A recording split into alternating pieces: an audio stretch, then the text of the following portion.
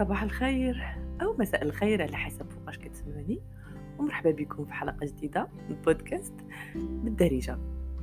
اليوم بغيت نهضر معكم شوية على القرارات اللي كيكونوا اللي كناخذوا في حياتنا، على نهار اللي كنتحطوا ما بين اختيار كل واحد أصعب من الآخر.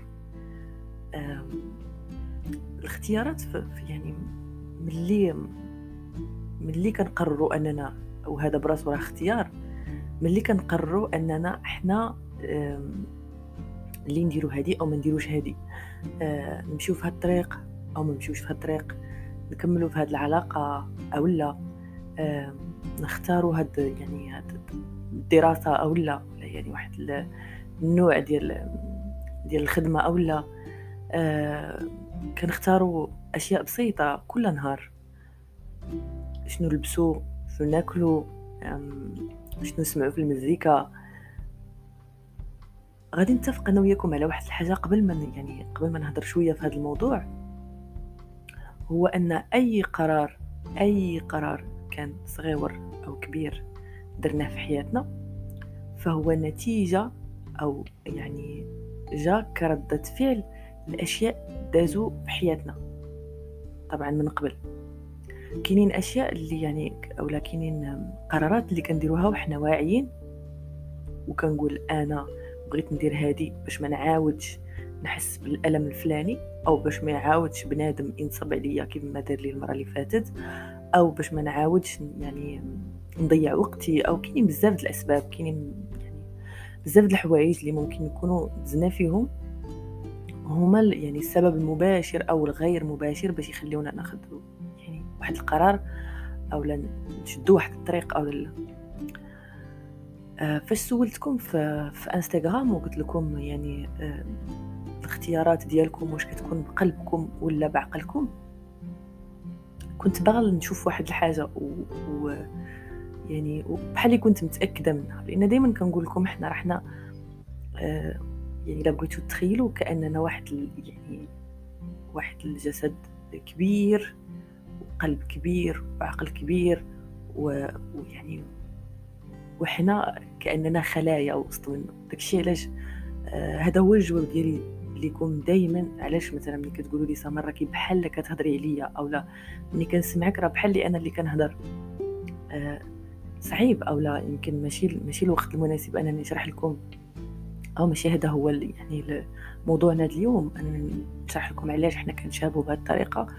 ولكن فاش قلت لكم داك السؤال كلكم كان الجواب ديالكم انا كنختار بقلبي لانني كنبغي ندير كذا وكذا، او انا كنختار بعقلي لان عطيت لقلبي يختار شحال من مره وتكرفس عليا. صراحه دي شي حاجه ما كتضحكش، ولكن اليوم ماشي غنقول لكم اختاروا بقلبكم او اختاروا بعقلكم، غير بغيت نوريكم علاش كنختاروا بالقلب وعلاش كنختاروا بالعقل، مين جبنا اصلا هذيك الطريقه الاختيار.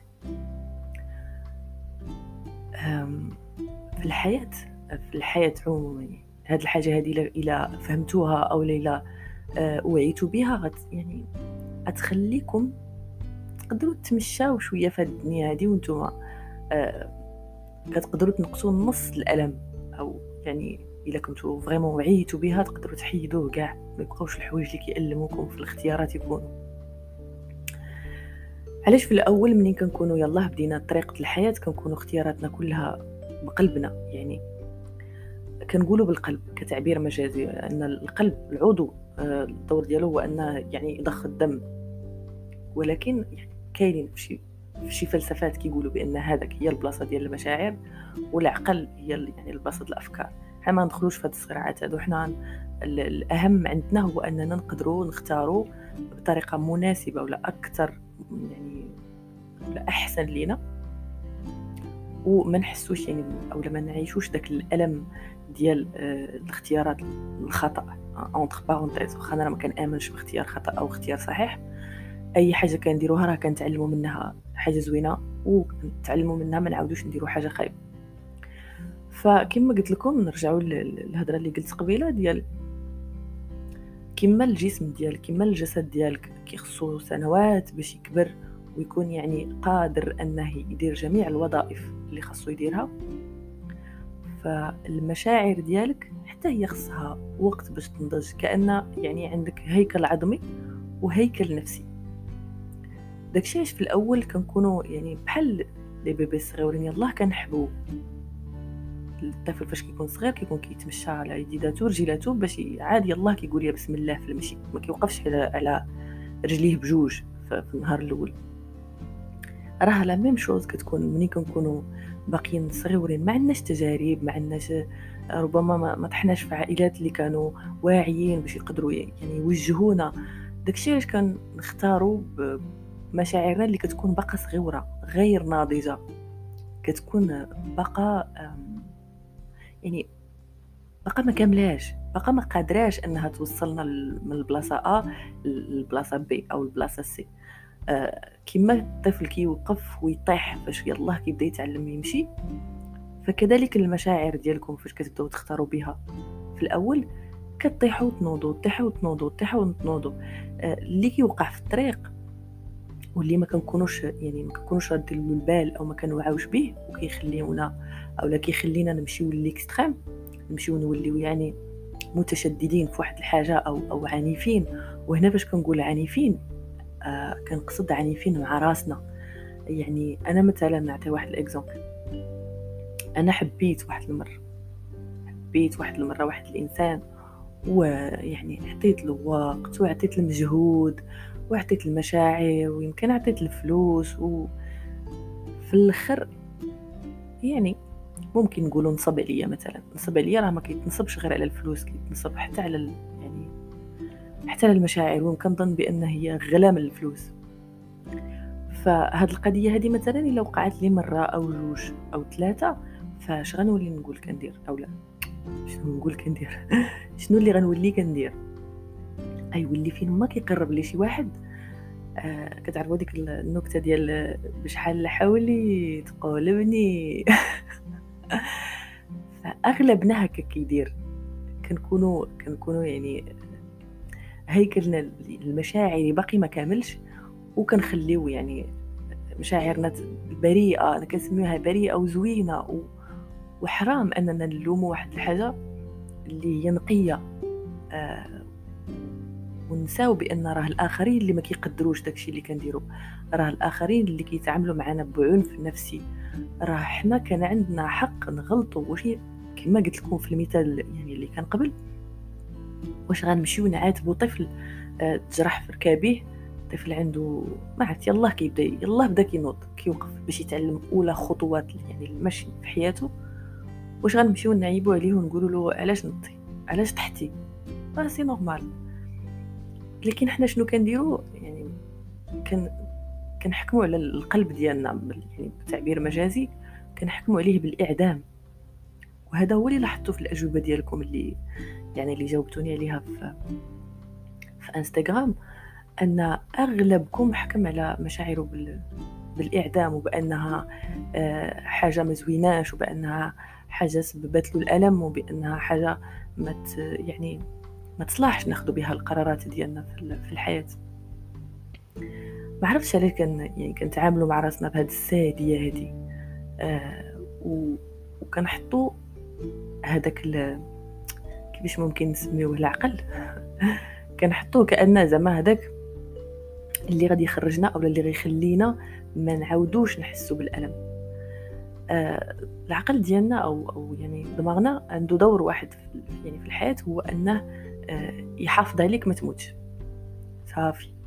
هذا هو الدور ديالو. هي حاجه زوينه، هي ماشي شي حاجه خايبه، لان حتى واحد فينا ما كيبغي يموت، حتى واحد فينا ما باغي يعني ينقرض ما يبقاش. دونك مزيان اننا نخليو العقل ديالنا يكون عنده واحد الدور في الحياه، في القرارات، سورتو في الاختيارات ديالنا، ولكن راه ماشي هو لو غيد، بغينا نسميو هذه السميه، ماشي هو البيلوت اللي خاصو، ماشي هو يعني شيفور، ماشي هو زعما. دابا كنقلب على الكلمه بالعربيه وهكذا قلتها بالفرنسي، يعني القائد ماشي هو القائد السفينه اللي خاصو يكون، لان ملي كيولي هو القائد السفينه كنوليو كنتعاملوا مع راسنا بواحد القسوه، بواحد العناد، بواحد يعني القساوه ديال انا صافي ما بقاش من حقي نبغي، لان خليت قلبي يحب وخرجني في حيط. انا ما غنبقاش نطيق لان خليت قلبي يطيق وخرجني في حيط. انا ما غاديش نبقى يعني نعطي فلوس، نعطي مشاعر، كنعطيو بزاف د الحوايج. انا ما غنبقاش ندير هكاك، ما غنخليش قلبي يدير هكاك، لان قلبي دائما كياخذ قرارات غلطه. اذا بغيت نقول لكم واحد النصيحه هذا النهار، هو ان ما تخافوش تاخذوا القرارات الغلطه، لان اذا ما غلطتوش ما تعلموش. طبعا هذه واحد النصيحه ممكن تبان من برا كلاسيكيه. الحياه بعض المرات كتحطنا في واحد الزوايا ديال خصك تختار، وهنا فين كيبان فريمون النضج ديال المشاعر ديالنا. انا وصلت في واحد المرحله، هادشي ماشي كنقول لكمش يعني واحد المده طويله باش وليت هكا، مي وليت كنعطي الفرصه القلب يختار وهو مرتاح وفاهم وعارف بان راه واخا يغلط فداك ماشي ذنبه هو نهائيا. لان ملي كنتعاملوا بحب، ملي كنكونوا ناس يعني مشاعرنا زوينه، مشاعرنا ما فيهاش تحرميات، فماشي ذنبنا هذاك. وما مزيانش نسميو اولا حشوم علينا نسميو راسنا مكلخين او يعني ساذجين او نيه، او كاين بزاف التسميات اللي ممكن نسميو بها راسنا. لا وكاينه واحد الحاجه اخرى، منين ما كتعطيش الفرصه لقلبك انه يختار وتسامحه الى غلط، او لا تسامحه انه باقي ما نضج، فما عمره غينضج، ما عمره ما غيكبر، ما عمره ما غيكون كما العقل ديالك. مثلا كنقراو الكتوبه، كنتفرجوا على برامج، كنديروا دي فورماسيون، دماغنا يعني او الجسد الفكري ديالنا ضخم لواحد الدرجه كبيره. طبعا كنهضر هنا على الناس اللي كيبغوا يطوروا من راسهم، كيبغوا انهم كل نهار او لا كل شهر او لا كل عام تكون عندهم واحد النسخه جديده، ولا واحد النسخه على الاقل. يعني كتعرفوا بحال تليفوناتنا ملي كيصيفط لنا ولا البيسي ملي كيقول لنا راه كاين واحد تحديث جديد للجهاز، راه حتى دماغنا خصنا نكونوا كنتعاملوا معاه بحال هكاك. كما كنديروا هكاك لدماغنا، واغلبيتنا كيديروا، غير كاين اللي كيعمروا بالحوايج يعني المفيده، وكاين اللي كيعمروا بالحوايج، هو حر بالحق. من الاحسن يعمر بحوايج زوينين، بحوايج مفيده ليه وللناس اللي دايرين به. خصنا نديروا لا ميم شوز لقلبنا، خصنا نعطوه مساحه، خصنا نخليوه انه يكبر، انه ينضج، انه ماشي يقصح. حيت هاد الكلمه ديال يقصح ماشي بالضروره انه يقصح، حيت فاش كيقصح راه كيقصح علينا قبل ما يقصح على الاخرين. راه ماشي كتلغيوه، راه غير كتقمعوه، لان مشاعركم راها كاينه، بغيتو ولا كرهتو كاينه. والا ما تيقتونيش، شوفوا بعض المرات منين مثلا ملي كنبقاو حابسين راسنا على شي حوايج، ابسطهم الضحك، يلا ما نمشيوش بعيد، كنحبسوا على راسنا على الضحك واحد المده طويله. شي بعض المرات كيشدنا شي فوغي في بلايص، في كنازه، في يمكن في القسم وحنا كنقراو، في الخدمه، في شي موقف ديال شي حد ميت له شي حد، وحنا كتشدنا شي فوغي لا علاقه. كنقول انا علاش كنكركر دابا، علاش ماشي وقتها. وكاين اللي مثلا كيحبس المشاعر ديال الحزن، ويبقى يقول لك انا مزيان، انا بخير، انا ما عندي حتى شي مشكل، وكيوقع شي نهار شي حاجه تافهه، فريمون تافهه، كتشوفوا نفاجر بالبكاء، نفاجر براسي، كتوقع لي كنقول واو واش هذا الرد الفعل اللي درت.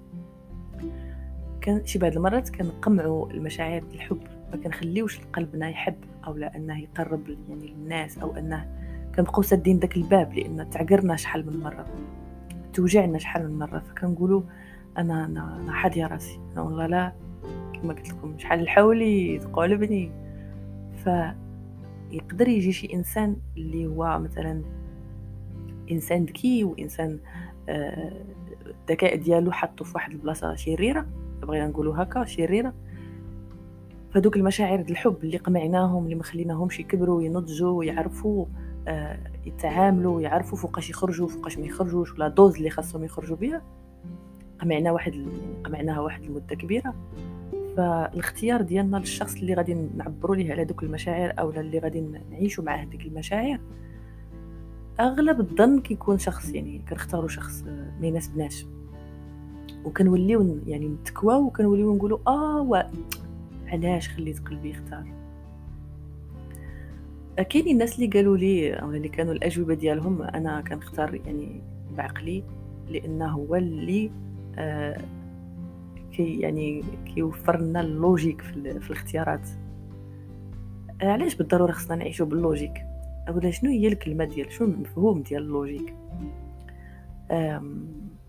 الاختيارات بالنسبه لي انا قبل يعني في بداية السنوات حياتي او النهار اللي قررت فيه انني نكون انا اللي كنختار، حيت حنا راه كاينين بزاف الناس منا ما عندهمش ديك البطونه، ديك لوبسيون ديال الاختيارات في حياتهم. دائما باه اللي كيختار له ولا امها اللي كتختار لها، كاينه اللي صاحبتها اللي كتختار لها، لا اللي صاحبها، كاين اللي راجلها، كاين اللي اصلا هاد يعني هاد لوبسيون هذه اللي يعني عاطيها له الحياه ما مخدمهاش. بحال الا انت شاري اون ماشين فيها بزاف ديال لي زوبسيون، بزاف ديال البوطونات، وما كتخدمهمش كاملين، مع انك تتخلص او لا خلصتي داكشي المقابل ديال دوك لي زوبسيون كاملين. صعيب الصراحه ان تشرح الانسان اختار واحد الوقت بالمشاعر ديالو وتآدى بواحد الطريقه عنيفه، لان ما كاينش شي واحد جا قال لنا ولا شي نهار راه ماشي نتوما اللي غلطتوا، راه بنادم اللي ما قدرش ديك المشاعر ديالكم. فماشي يعني الحل الاسهل هو اننا نقمعوا المشاعر ديالنا، ماشي الحل الاسهل هو اننا نبقاو غاديين بحال الروبويات نقولوا لا انا لوجيك، لا انا كنقول لكم دائما بان الحياه صغيره، الحياه قصيره، اختاروا معليش. راه دوك المرات اللي كتحسوا بهم داك الالم في قلبكم، ما عرفت، يمكن الا كان شي واحد فيكم دابا في شي تجربه مؤلمه او لا يلا خارج من شي علاقه فاشله اعطى فيها بزاف ديال الحب وتردت ليه بالغدر، انا عارفه باني صعيب نقول ليه لا جرب مره اخرى، ولكن اعطيو راسكم حق تغلطوا. علاش ما تغلطوش؟ علاش ما تخليوش المشاعر ديالكم تنضج حتى هي وتولي قادره انها تختار بطريقه صحيحه؟ لان غادي نقولها ونعاودها، لان راه لما خليتيش داك الطفل الصغير ينوض ويطيح ويوسخ حوايجو يمكن شحال من مرات حنا ملي كنا صغارين تفلقنا كاع، داروا لنا غراز في راسنا، ولكن احنا كنعرفوا نتمشاو. ما صعيب دابا انك يعني الانسان يفقد التوازن ديالو هو خارج كيتمشى بالزنقه ولا في الدار، ولا ما عدا الا كان شرب شي حاجه او لا دير شي حاجه اللي يعني مأثره له على الدماغ ديالو. فهذا هو الميساج اللي بغيت نقول هذا النهار. ما يمكنش ينضجوا المشاعر ديالكم لما عطيتوهمش فرصه انهم يطيحوا وينوضوا. وحشومه صراحه، وحرام اننا نقمعوا راسنا لان كاينين في هذه الحياه ناس ما قدروش دوك المشاعر. اخر حاجه بغيت نقول لكم في البودكاست ديال اليوم هما يعني الفرق ما بين التفكير والمشاعر، بحال الفرق ما بين يعني في السرعات، بحال الفرق ما بين يعني السلحفاة والارنب، كيفاش كتمشى السلحفاة وكيفاش كيجري الارنب. عطيت هاد المثال يعني البسيط او اللي بانال باش نوصل لكم به الفكره ديال انا مثلا ديما كنعطي يعني الامثله بالعلاقات لان كنشوفهم هما اسهل حاجه. دماغنا او عقلنا ملي كنبغوا يعني كنقرروا به اننا نساليو ديك الحاجه، فسهل علينا اننا نساليو ديك الحاجه لان السرعه ديالو في الاستيعاب، السرعه ديالو في الفهم هي السرعه ديال الارنب. فاش كنقولوا يعني اولا فاش نحاولوا نفهموا المشاعر ديالنا ان داك الانسان راه مؤذي، او داك الانسان راه ما صالحش، او ديك البلاصه راه ما صالحاش، او فباش يوصلها او لا باش تفهم المشاعر ديالك، او باش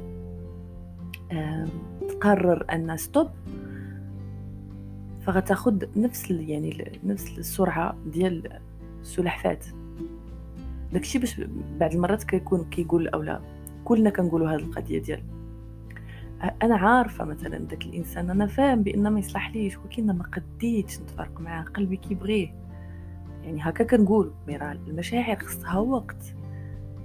كاملين مشاعرنا ما ناضجاش، كاملين الهيكل النفسي ديالنا ما ناضج.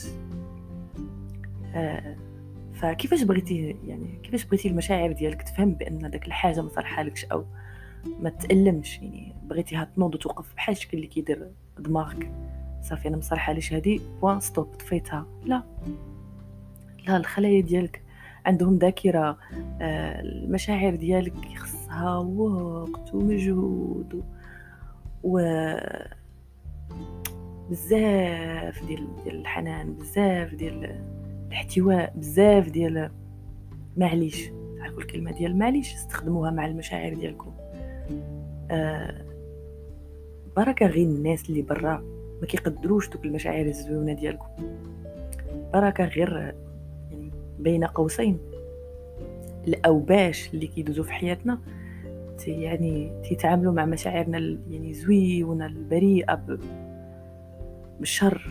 علاش كتعاملوا معاكم اولا علاش كتعاملوا مع راسكم اولا مع مشاعركم بنفس الساديه؟ خليوا مشاعركم تكبر، عطيوها فرصه تنضج.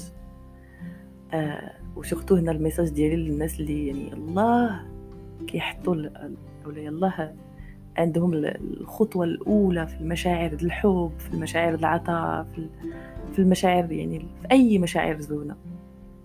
خليوها تكبر، خليوها تطيح وتنوض، خليوها تتعلم. ما تقمعوهاش، لان كما قلت لكم كما دماغكم يعني السبب الرئيسي ديالو في الوجود ديالو في حياتكم هو انكم ما تنقرضوش، ما تموتوش. فالمشاعر ديالكم نصيحه مني الوجود ديالها باش يعني تكونوا عايشين بسعاده، لان هي اللي كتوفر لكم السعاده. المشاعر هي اللي كتخليكم تعرفوا المذاق د الحياه، لان اللوجيك ما فيش المذاق، الا ما تذوقتوش المر ما كتعرفوش الحلو، ما كتفهموش المعنى ديالو. بشويه عليكم، لاتي عليكم سمعوا داك الصوت اللي كاين لداخل، داك اللي كيقول لكم ديروا هذه او ما ديروش هذه، هذاك هو اللي تسمعوا له. ما تخليوش داك الضجيج العالم اللي كيقول لكم لوجيك لوجيك لوجيك لوجيك. هادشي اللي يصلح يدير، ما ديرش داكشي حيت يصلحش. كاينش يصلح وما يصلحش، عندنا واحد الصوت كاملين الا تعلمنا نسكتوا الصداع اللي خارج برا اللي داير بينا ونتصنتوا ليه. واخا يبان لك في الاول راه ديك الهاويه، معليش انت راه طحتي فيها، تعلمت تطلع، تعلمت تخرج راسك. وكلما نضجتي وكلما عرفتي تخلي المشاعر ديالك تعبر على راسها بطريقه يعني كبيره 100%، فغادي تنضج وغتولي تعرف تختار بطريقه زوينه وبطريقه صحيحه. واخر حاجه بغيت نقول هذا النهار هو ان وهذه الفلسفه هذه صراحه انا كتعجبني، وهي يعني الفلسفه اللي متبنياها حاليا في حياتي، هو اننا جينا لهذه الحياه باش نحسوا، جينا لهذه الحياه باش نحسوا، ماشي باش نديروا اللوجيك.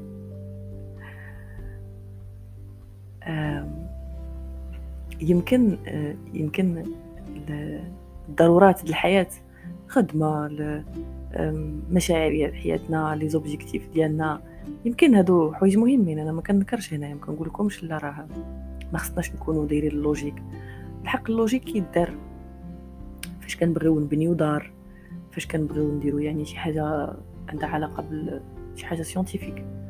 اما ملي كنبغيو يعني نتذوقوا واحد الحوايج بحال الحب، بحال الثقه، بحال العطاء، بحال اي مشاعر بحال الفرحه،